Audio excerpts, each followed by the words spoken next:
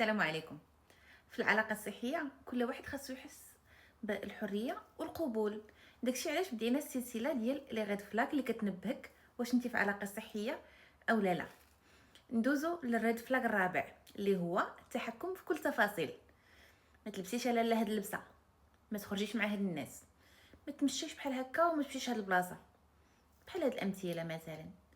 التحكم كيبان في الاول بحال الغيره، ولكن كاينه واحد النيه خفيه ديال انه يفرض السيطره عليك في كل تفاصيل.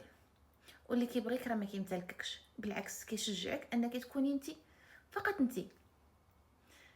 ندوزو للريد فلاغ اللي تابعو اللي هو الانتقاد المستمر.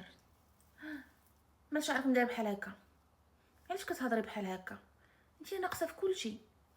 هاد الشخص كينتقد كل حركه، كل كلمه، كل مظهر، اي حاجه فيك. عرفتي علاش؟ باش يحطم ثقتك في راسك، ويبقى غير هو الوحيد اللي تقبلي الراي ديالو. صافي. واللي كيبغيك كيبنيك، ما كيهدمكش. هذه ما تنسيهاش. ديري لايك وبارطاجي هذه الحلقه مع شي صاحبتك ولا اختك محتاجه تعرف لي ريد فلاغ اللي في العلاقات، باش تميز ما بين العلاقه الصحيه والعلاقه اللي فيها تلاعب وابتزاز عاطفي.